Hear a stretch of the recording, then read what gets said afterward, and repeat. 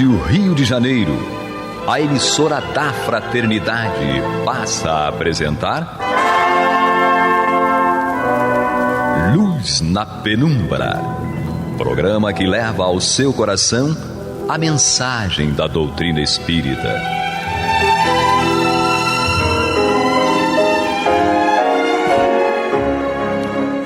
E com vocês, André Afonso Monteiro, para o estudo do livro A Gênese, da obra codificada por Allan Kardec. Olá, amigo ouvinte internauta da Rádio Rio de Janeiro, a emissora da Fraternidade, a rádio que toda a família pode ouvir, programa Luz na Penumbra, comigo André Monteiro, e aqui mais uma vez Maria de Fátima Miranda e o nosso amigo... E continua a emissão. Esse menino é a gênero. Em alguns momentos ele está materializado em algum lugar cumprindo a missão dele. Ele está em missão em outros planos. Nosso amigo Eduardo Araújo, nosso irmão querido, está em missão em outros planos mais avançados. Jesus. Em breve ele retornará. E ele vai chegar com aquele, sabe? Furor. Vamos ter que dar um dispersivo nele, né? Com ele certeza. Mas, amigos ouvintes, vamos dar continuidade aqui ao nosso estudo da obra Gênese, no capítulo 1, Caráter da Revelação Espírita. E aqui no item 5, vamos dar continuidade ao item 5 do capítulo 1. Na semana passada, né, Miranda, nós falávamos da vocação, da aptidão dos professores, desses gênios também que Kardec coloca aqui. Sim. Quem são esses gênios, esses reveladores de primeira ordem?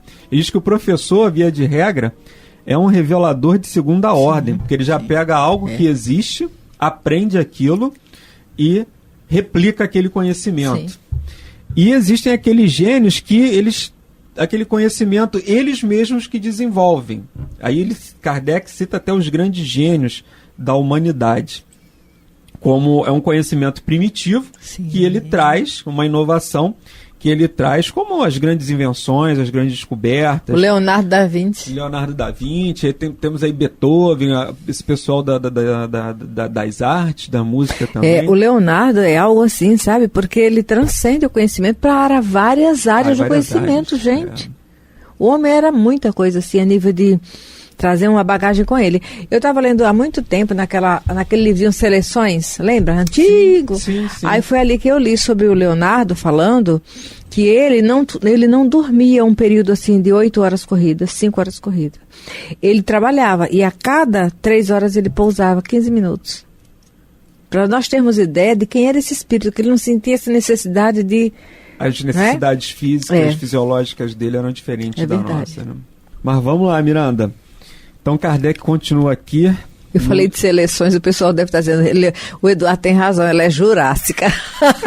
É aquela revista antiga, né? Lia na minha infância já, gostava. Diz Kardec, dir-se-á, como certos espiritualistas, que Deus lhes deu uma alma mais favorecida que a do comum dos homens? Pergunta Kardec. Suposição igualmente lógica, pois que taxaria Deus de parcial. A única solução racional do problema está na preexistência da alma e na pluralidade das vidas. Ou seja, né, Miranda, ele tem essa capacidade superior intelectualmente aos demais seres da humanidade, porque isso é uma conquista dele de outras existências. Todos nós fomos criados, simples e ignorantes. Você até comentou isso na última passagem, mas não ao mesmo tempo. Não. Então, assim, primeira coisa que a gente denota, existe um tempo também no mundo espiritual. Porque ele diz que todos foram criados simples e ignorantes, mas não no mesmo ato, no mesmo momento. Não, Jesus fala assim, o Pai trabalha até hoje, eu trabalho também. Deus não para de criar. Sim. É continuamente criador, não é? E a gente estava refletindo o seguinte, no mundo espiritual só fica muito tempo. Agora, eu não tenho que acreditar nada. Nós vamos logicar com a doutrina espírita que no atual momento da Terra, quando os espíritos falam numa mensagem lá nos Ceareiros de Volta, são espíritos diversos através da mediunidade do Valdo Vieira, que os porões das trevas estão como que vazios, por conta de uma simbiose que está acontecendo entre o encarnado e desencarnado, das paixões inferiores, principalmente, não é? Aí nós ficamos observando que no mundo espiritual, na condição de espírito desencarnado errante, só fica muito tempo aqueles que têm interesse em estudar. Porque eles vão se habilitar, eles vão se capacitar, eles vão ter acesso a informações que serão devidamente aplicadas numa proposta na próxima encarnação.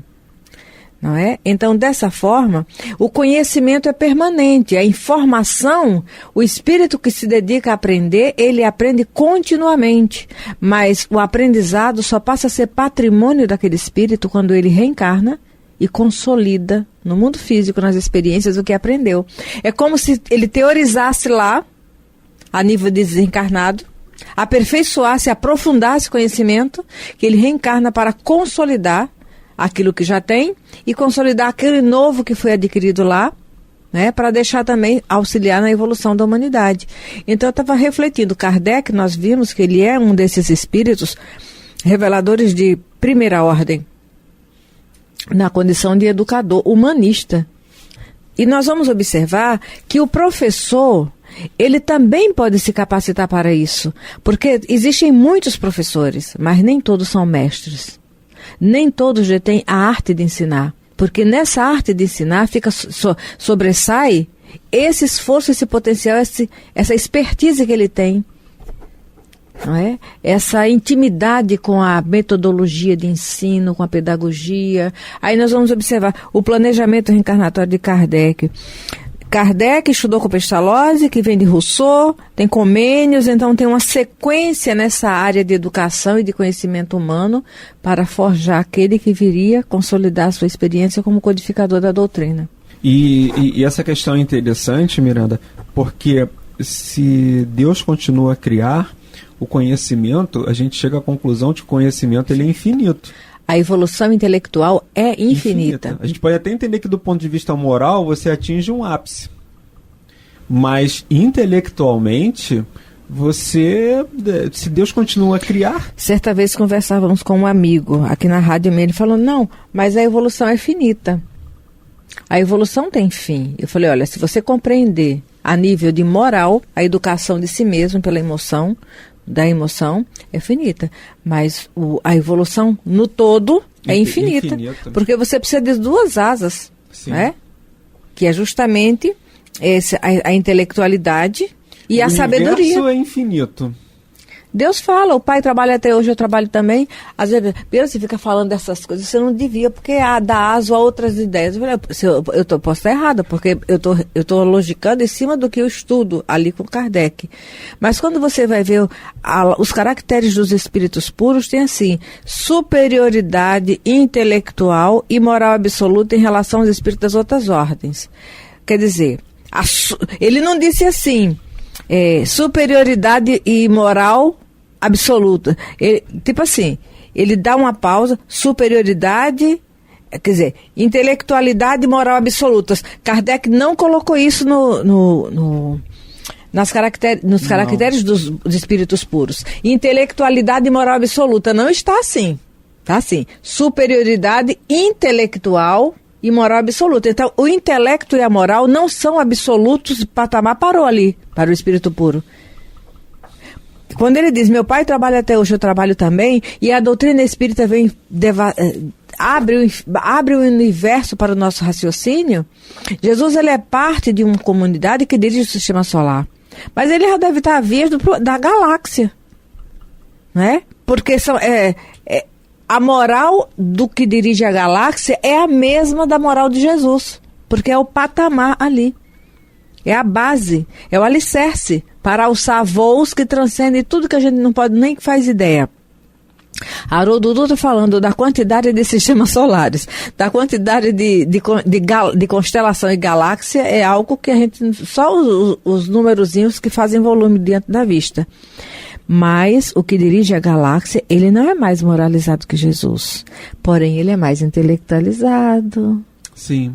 Porque se você tem um gerente que gerencia uma empresa que tem 10 filiais, né, o gerente geral daquelas empresas, que tem 10 filiais, ele tem uma habilidade, ele tem uma experiência de gerenciar 10 filiais que tem X funcionários. Mas se ele dirige uma empresa que tem 1000 filiais, 100 mil filiais, aí transcende tudo. Ele tem que ter a mesma dignidade, porque o ideal é esse, né? É que o dirigente que está à frente de 10 empresas, ele tem a mesma dignidade, até para que as empresas sejam, dentro da sociedade, um exemplo de ética. De ética. Então, a base, a moral, né? Mas a expertise dele, a habilidade dele, a experiência dele é muito diferente. 10 empresas para 100 mil empresas. Sim. E aí Kardec, né, continua aqui. O homem de gênio, dentro até dessa linha que nós estamos seguindo aqui no nosso raciocínio, o homem de gênio é um espírito que tem vivido mais tempo, que, por conseguinte, adquiriu e progrediu mais do que aqueles que estão menos adiantados. Encarnando, traz o que sabe, e como sabe muito mais do que os outros e não precisa aprender, é chamado de homem de gênio. Mas, ou seja, né, ele é alguém que traz muito mais conhecimento do que nós, réis mortais. E você veja, esse vivido mais tempo pode ser a nível de uma sequência maior de reencarnações. Ou de experiência. Ou de maturidade a cada existência. Porque, olha, nesse exato momento deve ter alguém parado no nada. Assim, sem usar o músculo para fazer uma atividade, sem usar o pensamento para fazer uma oração, sem um projeto. O período cronológico de vida dele conosco é o mesmo. Mas nesse exato momento nós estamos... Ele aproveitou melhor as oportunidades. Entendeu? Então viver mais significa uma vida com qualidade produtiva. Mas seu saber é fruto de um trabalho anterior e não resultado de um privilégio. Sim. Antes de renascer, era ele, pois, espírito adiantado. Reencarna para fazer que os outros aproveitem do que já sabe ou para adquirir mais do que possui. Os homens progridem incontestavelmente por si mesmos e pelos esforços da sua inteligência, mas, entregues às próprias forças, só muito lentamente progrediriam, se não fossem auxiliados por outros mais adiantados, como o estudante o é pelos professores. Todos os povos tiveram homens de gênio, surgidos em diversas épocas, para dar-lhes impulso e tirá-los da inércia. Olha só. Aí é pedagogia divina, né? É verdade. Pedagogia divina. Porque o que ele está querendo dizer? Que no seio de povos que ainda não têm aquele conhecimento, vão reencarnar seres, espíritos, ou encarnar, pode ser que seja a primeira encarnação dentro daquele planeta, dentro daquela orbe, vão encarnar com a finalidade de trazer esse conhecimento que eles já progrediram e vão auxiliar aquele povo que ainda não progrediu tanto. Então, isso é uma alavanca, né? Vamos, de alguma forma, dar oportunidade. Eu estava lembrando uma parábola do Kardec, porque eu conheci através de um livro da Cleo Albuquerque, na evangelização. Era ela e uma outra companheira naquele livrinho. Não era muito grosso, mas trazia a história das florestas. Que o serzinho entra na primeira floresta, aí tá tudo virgem lá. Ele vai ser aquele que vai desbravar, vai abrir picada por ali, né? Aí chega numa determinada situação, ele consegue sair daquela floresta. A cada floresta é como se fosse um episódio reencarnatório, uma existência. Então, ele vai, aí consegue chegar no final da floresta. Aí na outra encarnação, ele já tem uma sequência de experiências de onde ele parou naquela primeira floresta. Mas aquilo que ele executou naquela encarnação vai abrindo caminhos para aqueles outros. Entendeu? É muito interessante. No final, na montanha tem alguém que está lá de cima observando o movimento de todos caminhando nas florestas, que são os espíritos superiores que já não precisam reencarnar naquela condição. Que vão só orientar, isso aí, assim. Bezerra de Menezes da vida e por aí. Porque ele diz aqui, né, que se esses espíritos, né, se esses homens estivessem entregues à própria força, à própria sorte, digamos assim, eles só muito lentamente progrediriam. Então, se nós fôssemos deixados à própria sorte, a nossa capacidade intelectual, e quando a gente diz a sorte, de acordo com os nossos conhecimentos, a gente ia andar em círculos. Imagina o homem da caverna. Sim. Imagina o planeta Terra, como é que ele transitaria de primitivo para expiação em provas, se não viessem aqueles espíritos, alguns degradados, né? Que vieram exilados, aliás, de outros orbes, mas dentre eles também vieram missionários. E a misericórdia divina é tamanha que em cada núcleo de humanos vinham aqueles que precisavam ressignificar as experiências por conta da rebeldia, mas também vieram aqueles que eram missionários, para estimulá-los a não desanimar. A gente observa entre os índios, né? Não estou falando desse índio que está socializando, não, sabe? Com o Facebook e outras coisas. Estou falando daquele índio, aquele índio que está primitivo. Mesmo, né? Ali tem sempre alguém que é dessa experiência, vai ser o pajé, vai ser aquele que vai ser o acolhedor espiritualmente daquele grupo de espíritos. Sim, e Kardec ele traz até aqui na própria Gênese a migração e imigração dos espíritos, em que ele diz que isso de tempos em tempos acontece, né, Miranda? Eu estou até tentando localizar. Por conta da lei aqui, de progresso. Por conta da lei do progresso. Porque... Aqui, é no capítulo 11, foram eles, porque o olho bateu, Gênesis Espiritual, 183 no meu, é o capítulo 11. Gênesis Espiritual, União, que vai hipótese, falar a partir do item, eu acho... Imigrações e migrações dos espíritos. Aqui no meu é na página 286. Isso. Mas que Kardec diz... Ele começa até falando o seguinte, nesse item, no item 35. No intervalo de suas existências corporais, os espíritos se encontram no estado de erraticidade, ou seja...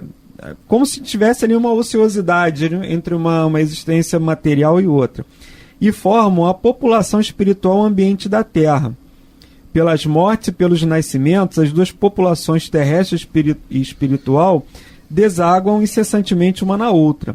Há, pois, diariamente, emigrações do mundo corpóreo para o mundo espiritual, e imigrações deste para aquele. É o estado normal. Sim. E ele diz que em certas épocas determinadas pela sabedoria divina, essa transição ela se opera em números grandes, consideráveis, em massas consideráveis. E vai falar que através dos flagelos destruidores, enfim, de uma série de questões que se convertem nessa renovação populacional. Então sai uma gama de espíritos, desencarnam espíritos numa coletividade e outros reencarnam trazendo novas ideias. Não necessariamente pode ali ter os gênios também. Sim. Também tem essa gama, essas individualidades. Em missões ali bem sutis. Pontuais para alavancar esse progresso. Mas ele diz que vem espíritos também nessa coletividade, né, Miranda, que estão predispostos a dar, digamos assim, colaboração para essa nova ordem, para essas novas ideias. Porque também, se aquele espírito muito inteligente traz algo que a gente não consegue capacitar, e aí a gente vê até a figura do mestre. É alguém que vai pegar essa ideia, vai, digamos assim, do professor, né? Vai trazer essa ideia, esmiuçar essa ideia gradativamente para cada nível de maturidade intelectiva. Chegando até o nosso conhecimento. Porque se pegar aquela ideia muito primitiva, muito... Jesus, ele só falou daquilo que era necessário. Ainda falou que viria o Consolador, que ia nos fazer recordar o que ele havia dito e teríamos esquecido, e nos trazer novas revelações. E até hoje a gente tem dificuldade de compreender os seus ensinamentos, passados aí 2000 anos. Por conta do orgulho e do egoísmo. Até hoje a gente ainda tem essa... Nós vivemos crucificados numa cruz rasteira, que está assim, na horizontal. O madeiro do orgulho e do egoísmo transfixado em cima. É uma cruz rasteira que nos prende e não nos liberta. Essa cruz da abnegação e devotamento que nos faz sair dessa condição ainda tão inferior, essa sim é libertadora. Agora você vê o que é imaturidade, não é? Porque o nosso orgulho e o nosso egoísmo nos seduzem de tal forma que você fica rastejando achando que é o que tem alguma coisa. Sim. Quando na realidade a lei de progresso nos coloca diante de coisas muito mais, sabe? Que a gente não faz nem ideia. Meu Jesus. E como a gente vai vendo que nada é por acaso, que tudo realmente segue a essa engrenagem divina, nessa progressão. Porque muitas vezes a gente tem a impressão, né, Miranda, de que nós estamos assim largados à própria sorte. Aí você vê que não. E Kardec diz isso aqui: se esses espíritos estivessem por si só, eles não iam avançar. Não iam. Então, de alguma maneira, seja do ponto de vista material ou espiritual, nós possuímos alguém que vai nos guiar. Aquela ideia do Tarzan, a criança que ficou perdida na mata e criada pelos animais. Ele viveu a vida animal ali. Sim. Intelectualidade ele não avançou.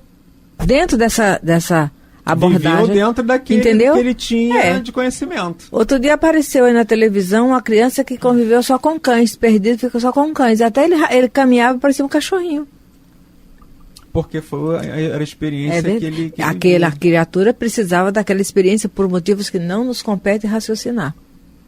Qual era a necessidade de prova? Porque, olha, nós vemos seres humanos. Outro dia não foi descoberto já há algum tempo uma criança que foi criada, parecia dentro de um barril presa, que foi um escândalo na sociedade. Uma criança já tinha mais de 5 anos, a família vivia acorrentado. Sim. Por que aquele espírito precisou daquela experiência? Sabe Jesus de onde ele vem. Mas em humanidade tem pessoas ainda agindo assim, sem humanidade. Então esses estão se cadastrando para uma experiência semelhante para sentirem o que o outro sente. Desenvolver empatia.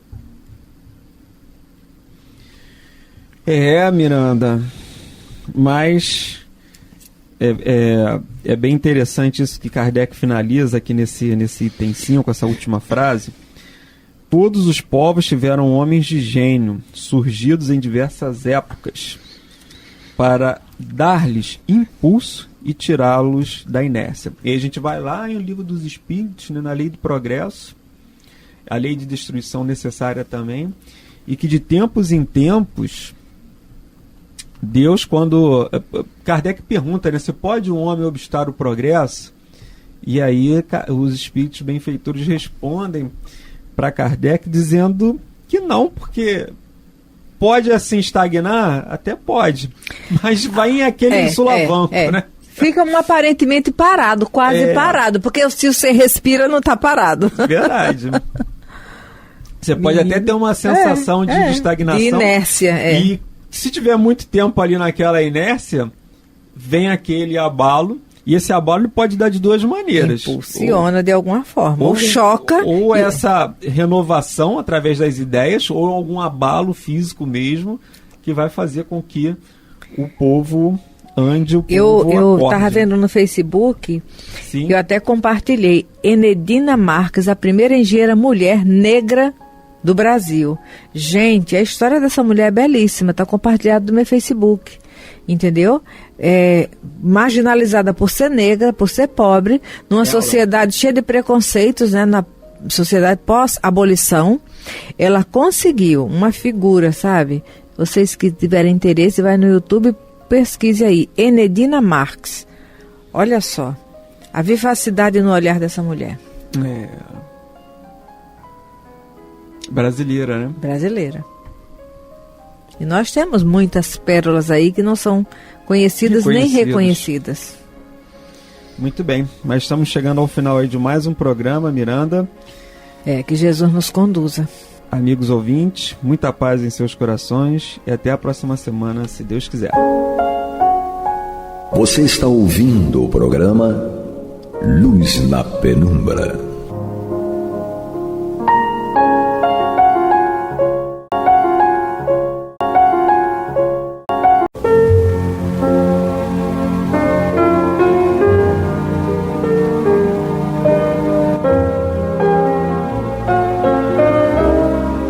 Rádio Rio de Janeiro está levando ao seu lar e ao seu coração a mensagem consoladora da doutrina espírita, através do programa Luz na Penumbra.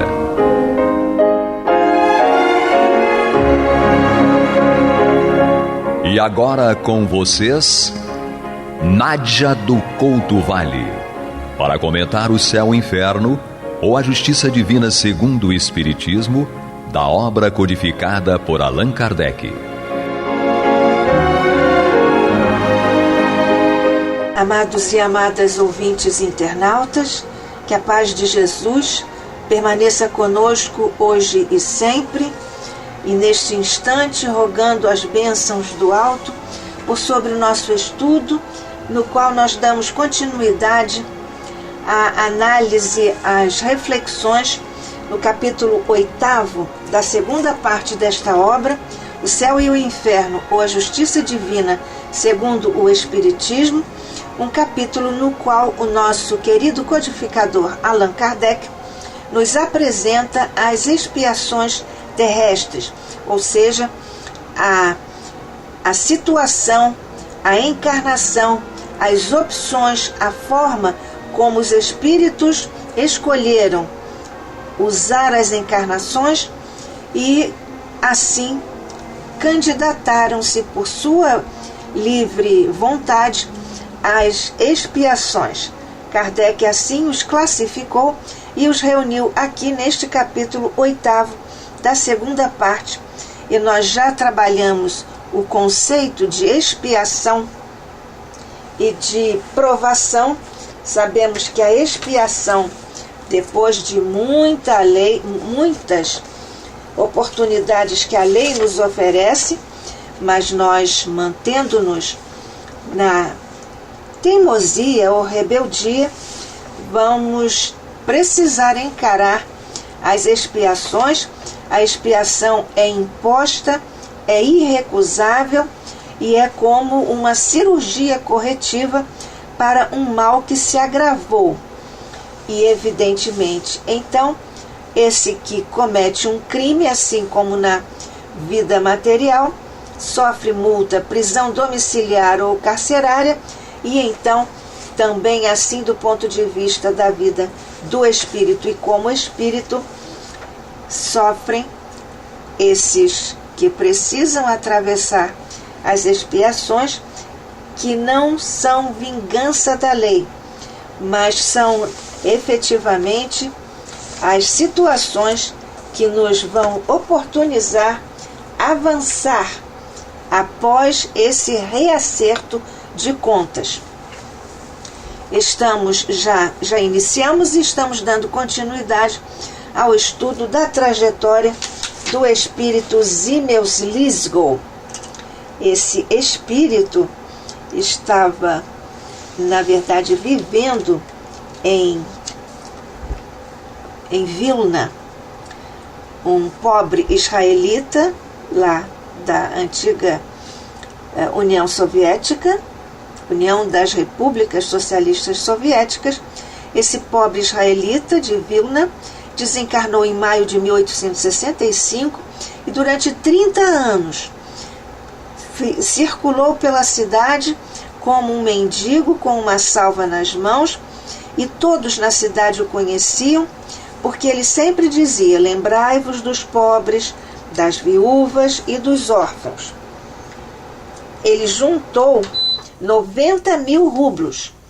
Nós sabemos que essa era a unidade de dinheiro lá na antiga União das Repúblicas Socialistas Soviéticas, dividido em copeques.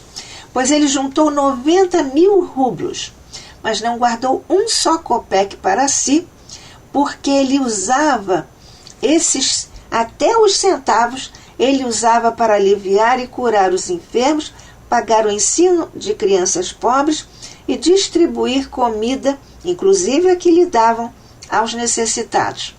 Fazia tudo isso muitíssimas vezes, com sacrifício de privações relativamente imperiosas, aumentava o benefício que permitiam a ele fazer a caridade pública. Ele próprio declara isso à mesa mediúnica. À noite, o que fazia ele? Preparava o rapé, que ele depois vendia, a fim de prover as suas necessidades pessoais, e o que lhe sobrava era dos pobres. Ficou sozinho no mundo. Seu enterro foi acompanhado por grande parte da população de Vilna, cujas lojas fecharam. Ele foi evocado no dia 15 de junho de 1865, portanto, praticamente um mês e meio no máximo, após a sua desencarnação em maio desse mesmo ano de 1865, evocado então por Kardec na Sociedade Espírita de Paris, porque Kardec recebera uma carta de Vilna informando-o sobre a vida de Simmel. Então nasceu em Kardec o desejo de evocar esse espírito, buscando saber a posição espiritual de Simmel e as causas do quadro da encarnação recém-finda, com esse extraordinário exemplo de abnegação e caridade.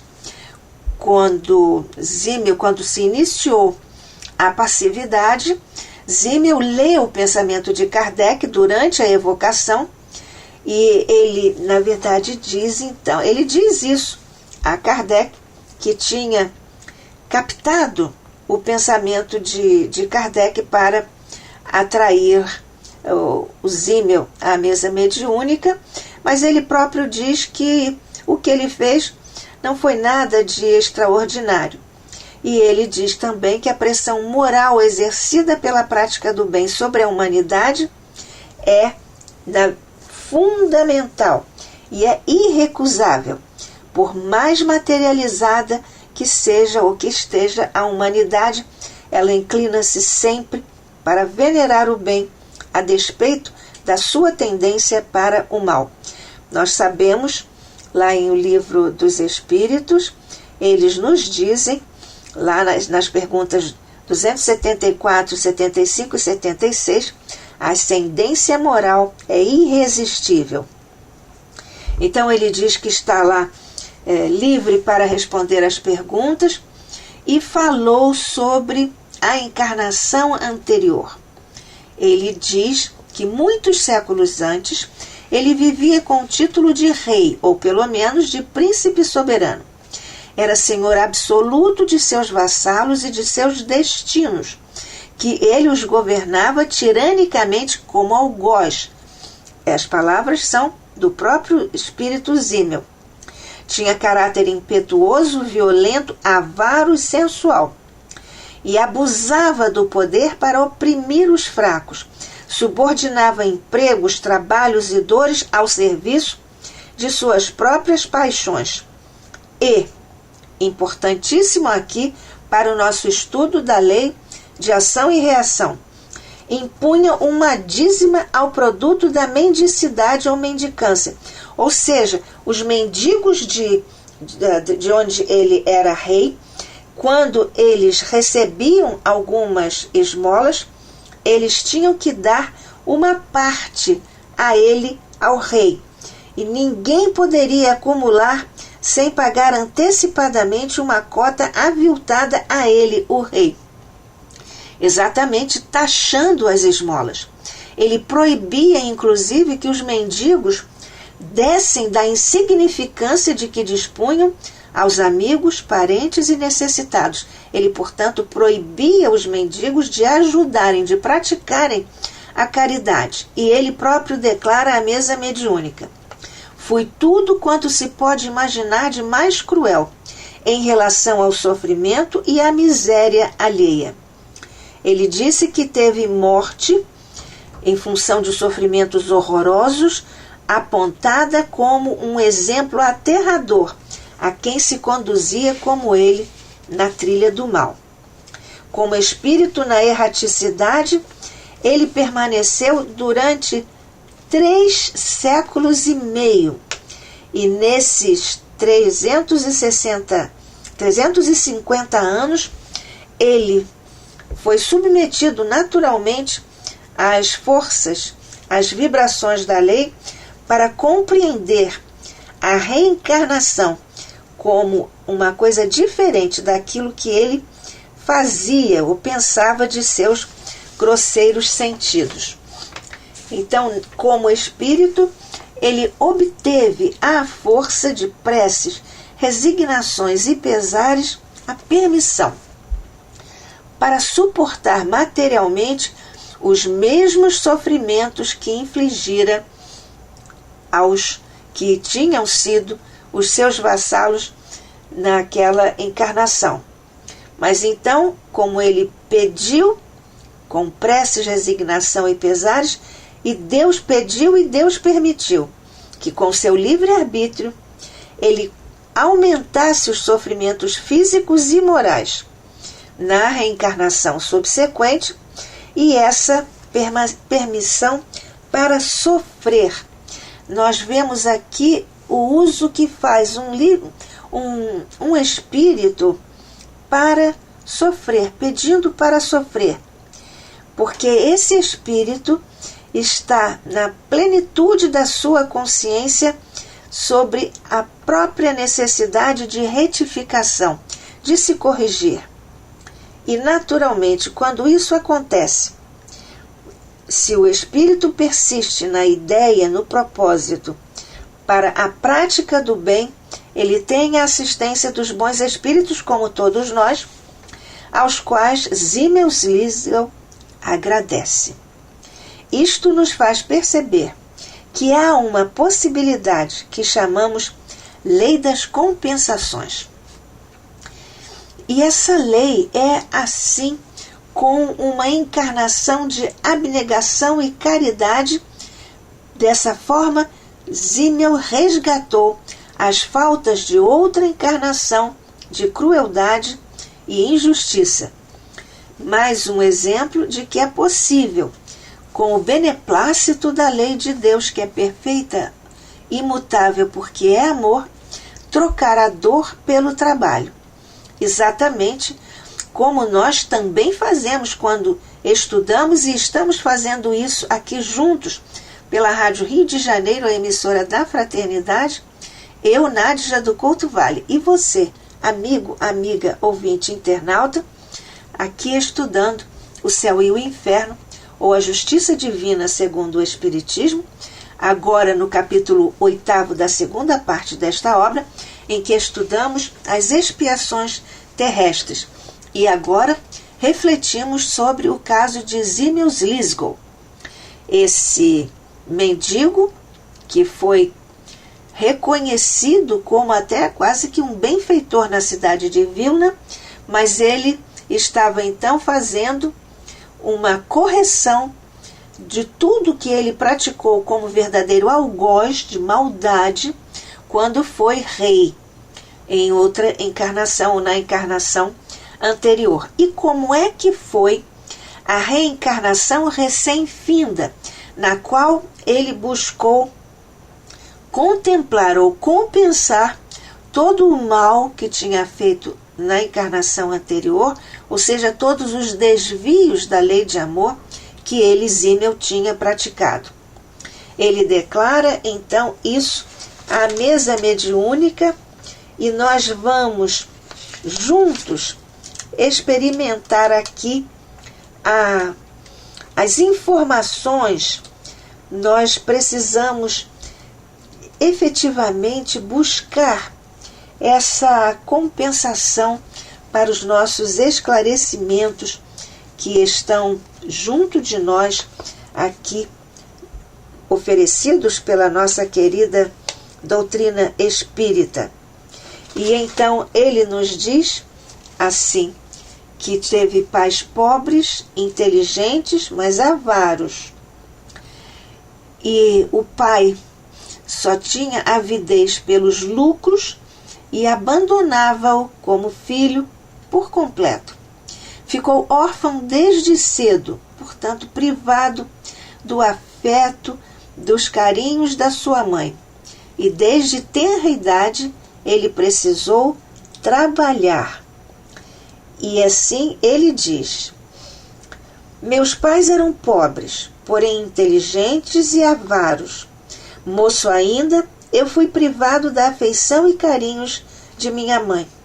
A perda desta me causou tanto maior e fundo pesar, quanto meu pai, dominado pela avidez de ganhos, me abandonava por completo.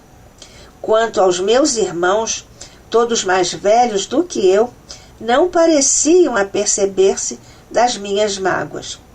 Foi um outro judeu quem, movido por sentimento mais egoístico do que caritativo, me recolheu em sua casa e me ensinou a trabalhar. O que isso lhe custara era largamente compensado pelo meu trabalho, aliás, excedente muitas vezes às minhas forças. Mais tarde, liberto desse jugo, trabalhei por minha conta, mas em toda parte, no trabalho como no repouso, perseguia-me a saudade de minha mãe, e à medida que avançava em anos, a lembrança desse ser mais fundamente se me gravara na memória, lamentando em demasia a perda do seu amor e do seu zelo. Não tardou fosse eu o único dos meus, pois a morte em breve, dentro de meses, ceifou-me toda a família. Então, principiou a manifestar-se-me o modo pelo qual havia de passar o resto da vida. 2 dos meus irmãos deixaram órfãos, e eu, comovido pela recordação do que como órfão sofrera, quis preservar os pobrezinhos de uma juventude igual à minha. Então nós vemos aqui que além de ele trabalhar com todos os pobres, ele descobriu nessa situação familiar, no desenho que a vida lhe propiciou, ainda mais uma oportunidade de praticar a caridade no valor e na valoração da família como um presente de Deus, que é efetivamente a família para todos nós, apesar de muitas vezes, e de um modo geral é essa a ideia, nós precisarmos retificar, corrigir alguns relacionamentos que vêm de outras encarnações também. Ele declara que não produziu o seu trabalho suficiente para sustentar todos. Então ele começou a pedir esmola. Não, diz ele, não para mim, mas para outros. A Deus não aprazia visse eu o resultado, a consolação dos meus esforços. E assim foi que também os pobrezinhos me deixaram para sempre. Portanto, ele tentou ajudar os sobrinhos, mas ele também não conseguiu mantê-los no seu regaço como um consolo e um alimento não só espiritual, mas vibratório também na sua encarnação. Ele declara ainda: eu bem via o que lhes faltava, era a mãe. Resolvi, pois, pedir para as viúvas infelizes, que sem poderem trabalhar para si e seus filhinhos, se impunham privações fatais, que acabavam por matá-las, legando ao mundo pobres órfãos abandonados e votados aos tormentos que eu mesmo suportara. Por isso que ele, quando andava perambulando pelas ruas de Vilna, ele dizia sempre: lembrai-vos dos pobres, das viúvas e dos órfãos, porque ele próprio experimentara essas situações em sua encarnação.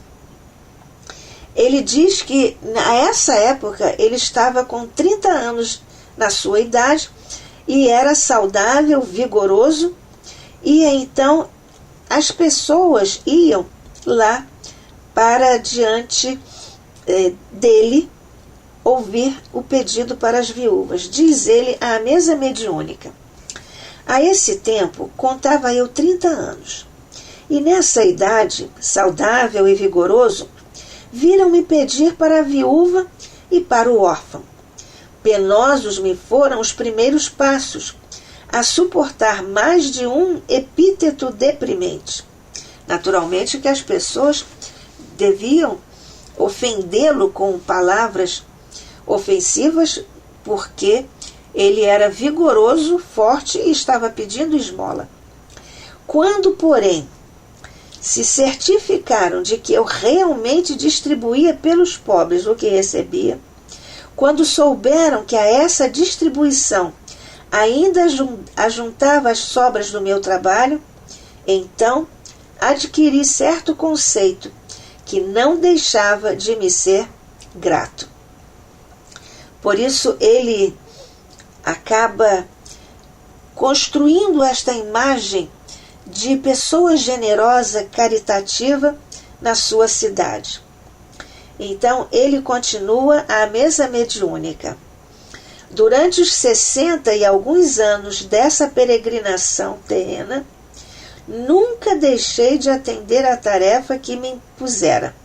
Ele, portanto, desencarnou com 60 e poucos anos. Também jamais a consciência me fez sentir que causas anteriores à existência fossem o móvel do meu proceder. Portanto, aqui ele também jamais a consciência me fez sentir que causas anteriores à existência fossem o móvel do meu proceder, porque ele não estava, claro, então informado sobre a reencarnação. Um dia somente, e antes de começar a pedir, ouvi estas palavras: não façais a outrem o que não quiserdes que vos façam. Nós sabemos que esta é a orientação permanente de Jesus para todos nós. Então diz ele ainda, surpreendido pelos princípios gerais de moralidade contidos nessas poucas palavras, muitas vezes parecia-me ouvi-las acrescidas com estas outras: mas fazei, ao contrário, o que quiserdes que vos façam. Outra frase, outra orientação luminosa, eterna, de Jesus para todos nós. Vemos, portanto, que ele não tinha essa informação, não há nenhuma aqui informação de que ele fosse conhecedor da doutrina espírita, portanto, não devia ter conhecimento da ação, da lei de ação e reação, mas ouviu na acústica da alma, certa vez: não façais a outrem o que não quiserdes que vos façam. E depois também, muitas vezes, ele tinha a impressão de que ouvia essas palavras e também estas: mas fazei ao contrário o que quiserdes que vos façam. É exatamente o que ele está fazendo nesta encarnação de superação, de expiação da encarnação anterior, como algoz, inclusive, dos pobres. E então ele diz, ainda à mesa mediúnica: tendo por auxiliares a lembrança de minha mãe e dos meus próprios sofrimentos, continuei a trilhar uma senda que a minha consciência dizia ser boa. Aqui nós lembramos, porque lá em O Livro dos Espíritos, na resposta à pergunta 621 de nosso querido Kardec, aos espíritos orientadores da humanidade, está a resposta: onde está escrita a lei de Deus? Resposta: na consciência. Então é exatamente, ele disse que continuou a trilhar uma senda que a minha consciência dizia ser boa, porque estava escrita ali a lei de Deus, que é a lei de amor.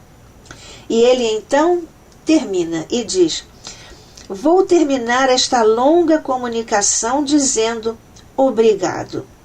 Imperfeito ainda, sei contudo que o mal só acarreta o mal, e de novo, como já o fiz, dedicar-me-ei ao bem para alcançar a felicidade. E assinou Zimmel Slisgow. Na emoção deste grande exemplo, nós aqui, mestre querido, te rogamos bênçãos por sobre todos nós, hoje e sempre, sob o olhar de nosso Pai. Assim seja.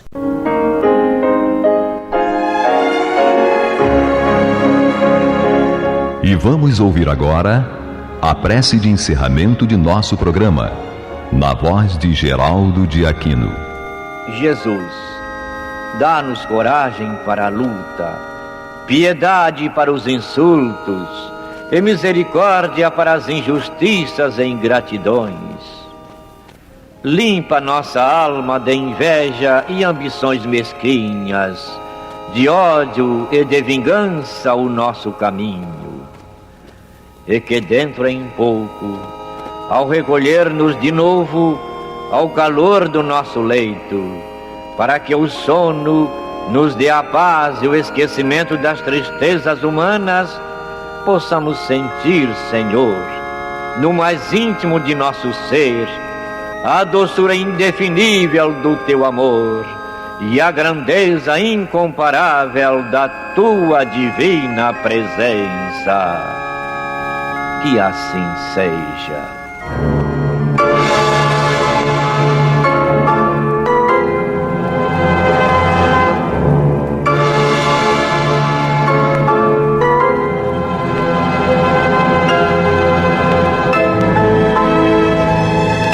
Acabamos de apresentar o programa Luz na Penumbra, que voltará a ser apresentado amanhã às 21 horas nesta emissora.